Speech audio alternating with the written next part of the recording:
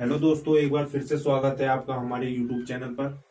तो आइए देखते हैं लाभ और हानि का अगला भाग। यदि आपने इससे पहले का भाग नहीं देखा है तो पहले उसे जाकर देख लीजिए। तो आइए चलते हैं क्वेश्चन पर। क्वेश्चन क्या कह रहा है? यदि एक फल विक्रेता 1 रुपए के 2 की दर से नींबू खरीदता है एवं 3 रुपए के 5 की दर से बेचता है, उसका लाभ प्रतिशत कितना है? ठीक है, सबसे पहले एक चीज ध्यान दीजिएगा कि 1 रुपए के वो क्या कर रहा है। 1 रुपए के वो कितने नींबू खरीद रहा है? 2 नींबू खरीद रहा है। ठीक है, ध्यान से समझना। 1 रुपए के 2 नींबू खरीद रहा है, पर वो बेच कितने का रहा है? 3 रुपए के 5 नींबू बेच रहा है वो। ठीक है, सबसे पहले इसमें एक चीज कर लेते हैं। मान लीजिए मैंने 20 नींबू खरीदे। ठीक है, तो 20 नींबू की कीमत कितनी हो जाएगी? एक के हिसाब से कितनी हो जाएगी? 10 रुपए हो जाएगी। 10 रुपए के मैंने कितने नींबू खरीदे? 20 नींबू खरीदे। ठीक है, सेम मुझे क्या करना है? जब मैंने 20 नींबू खरीद लिए तो यहां पे मुझे कितने बेचने भी तो 20 नींबू पड़ेंगे। ठीक है, मैंने क्या करा? जब 20 खरीद लिए नींबू तो 20 बेचने भी पड़ेंगे। कितने रुपए के बेचूंगा? अब निकाल लीजिए इसे। 5 को 20, 4 तियां 12। 12 रुपए के मुझे कितने बेचने पड़ेंगे? नींबू 20 बेचने पड़ेंगे। ठीक है, मैंने 10 रुपए के 20 खरीदे। 10 रुपए के 20 खरीदे। ठीक है, 20 नींबू खरीदे और मैंने बेच कितने रुपए के दिए? 12 रुपए के 20 बेच दिए।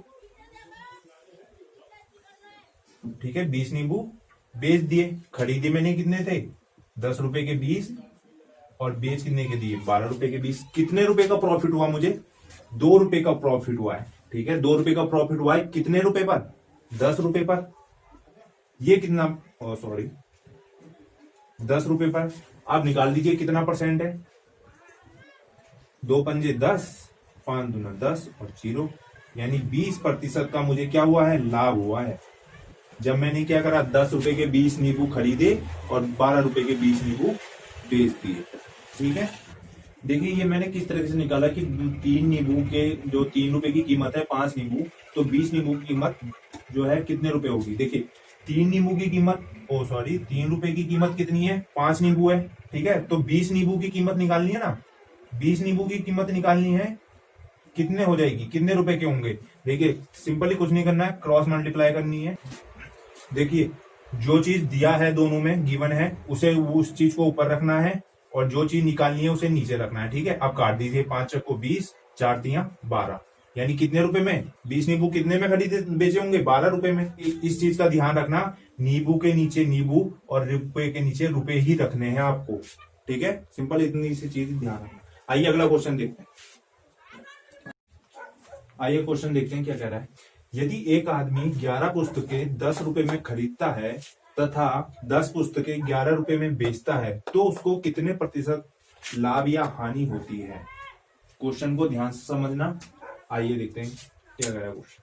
ठीक है, देखिए उसने एक आदमी ने क्या करा? 11 पुस्तकें कितने रुपए में खरीदी? 10 रुपए में खरीदी। ठीक है, तो 10 रुपए में कितनी पुस्तकें खरीदी? उसने 11 पुस्तकें खरीदी ना।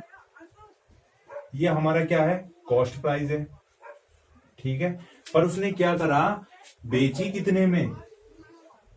उसने 10 पुस्तकें कितने रुपए की बेच दी? 11 रुपए की बेच दी। 11 रुपए में कितनी पुस्तकें बेची उसने? 10 पुस्तकें बेची। ठीक है, देखिए मैंने क्या बताया था आपको? ऐसी संख्या माननी है जो चीज जो इन वस्तुओं से कट जाए। ठीक है ना, तो मैं मान लेता हूं 110। ठीक है, 110 पुस्तकें कितने में खरीदी होंगी? ये चीज निकालना है हमें। निकालने के लिए मैंने बताया था क्रॉस मल्टीप्लाई कर दीजिए।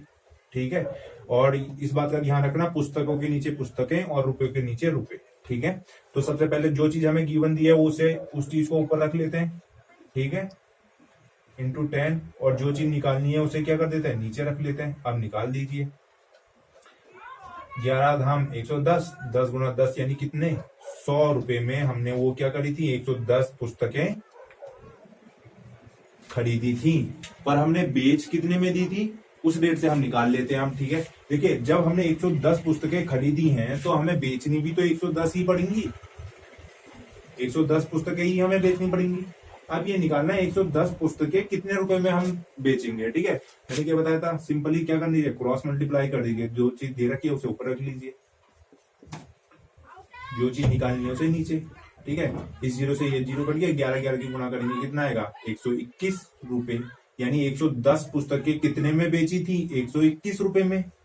ठीक है, अब देखिए, जब हमने 100 रुपए की 110 पुस्तकें खरीदी थी, ठीक है, और हमने 110 पुस्तकें 121 रुपए की बेच दी, तो हमें कितने रुपए का प्रॉफिट हुआ। देखिए, 121 रुपए में हमने बेची और 100 में खरीदी थी, तो कितने का हुआ, 21 रुपए का प्रॉफिट हुआ ना। बस यही चीज निकालना है, 21 रुपए जो हमने खरीदा था, यानी कितने में, 100 रुपए में कितना परसेंट है, यही चीज निकालनी है। इस 100 से ये कैंसिल, बचा कितना, 21%। यही हमारा क्या है, लाभ है, यही आंसर है हमारा। ऑप्शन नंबर कितना, 1। आइए अगला क्वेश्चन देखते हैं। तो आइए क्वेश्चन देखते हैं क्या कह रहा है। यदि एक फल विक्रेता 10 रुपए के 5 की दर से संतरे खरीदता है एवं 15 रुपए के 6 की दर से बेचता है, उसका लाभ या हानि प्रतिशत कितना है। ठीक है, ये चीज निकालनी है, ध्यान से समझना क्वेश्चन को। देखिए, उसने क्या करा, 10 रुपए के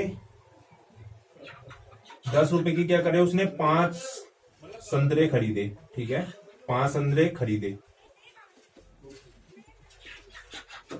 और उसने बेचे कितने के, 15 रुपए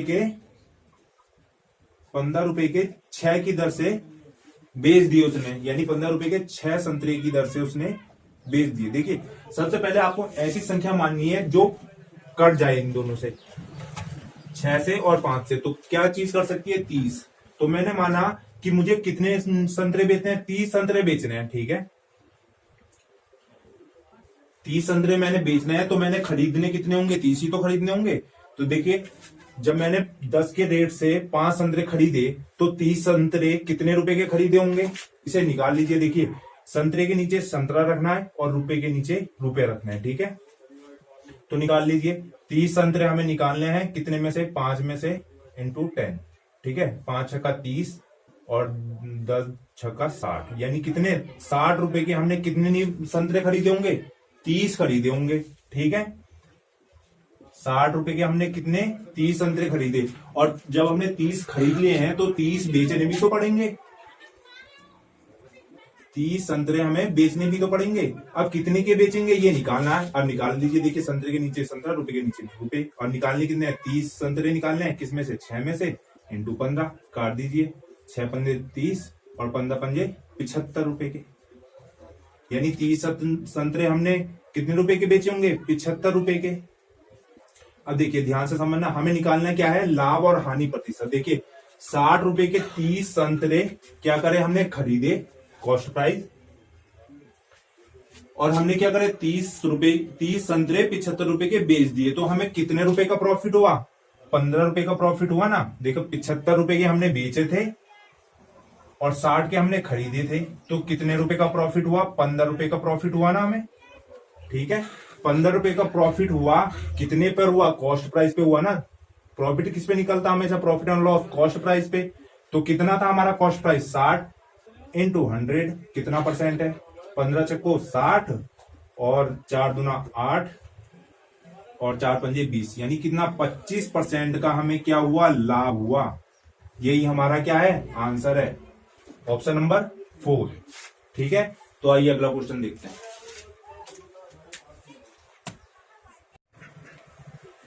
तो आइए अगला क्वेश्चन देखते हैं क्या कर रहा है।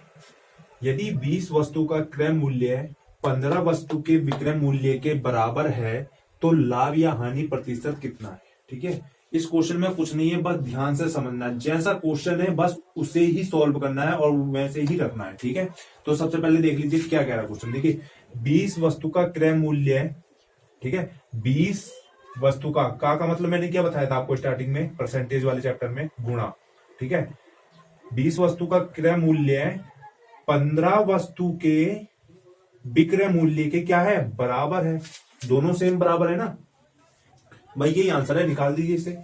सीपी इधर है और इधर एसपी आ जाएगा, इधर काय में गुणा में है, नीचे बट्टे में आ जाएगा। ठीक है, और ये 15 है, यहाँ 20 गुणा में है, तो ये नीचे आ जाएगा। काट दीजिए इसे, 5 या 15, 5 चक्को 20 तो हमारा सीपी कितना था 3 और सेलिंग प्राइस कितना हो गया हमारा 4, यानी 3 की वो उसने कुछ चीज खरीदी थी और 4 में बेच दी। ठीक है, तो कितने का प्रॉफिट हुआ, 1 का प्रॉफिट हुआ। और कितने पे हुआ, सीपी यानी कितने पे 3 पे, इंटू 100 काट दीजिए, 3 तिया 9 और 3 तिया 9 और 1 बचा यानी कितना 3.33 यानी 33 सही 1/3%। ठीक है, यही हमारा आंसर है, ऑप्शन नंबर कितना 3। आइए अगला क्वेश्चन देखते हैं। आइए अगला क्वेश्चन देखते हैं क्या कह रहा है। ठीक है, यदि 50 वस्तुओं का क्रय मूल्य 40 वस्तुओं के विक्रय मूल्य के बराबर है तो लाभ या हानि प्रतिशत क्या है। ठीक है, सेम पहले वाला क्वेश्चन है, बस थोड़ा सा वैल्यू चेंज है, सेम ऐसे ही रखना है, कुछ नहीं रखना। देखिए 50 वस्तु का मतलब क्या होता है गुणा, क्रय मूल्य कितना है 40 वस्तुओं के विक्रय मूल्य के बराबर है यानी दोनों बराबर होंगे। ठीक है, तो निकाल दीजिए सीपी, एसपी इधर आ जाएगा, अपॉन में आ जाएगा, इंटू 40, यहाँ इंटू में यहाँ का में आएगा अपॉन में, इस जीरो से ये जीरो कर दिया, यानी सीपी कितना था हमारे पास 4 और सेलिंग प्राइस कितना था 5, यानी 4 में वो चीज खरीदी गई थी और 5 में बेच दी गई थी। तो कितने का प्रॉफिट हुआ, 1 का प्रॉफिट हुआ। कितने पे हुआ, 4 पर हुआ। कितना परसेंट है निकाल दीजिए, 4 दूना 8 और 4 पंजे 20, यानी कितना 25% का क्या हुआ लाभ हुआ। यही आंसर है, ऑप्शन नंबर कितना फर्स्ट।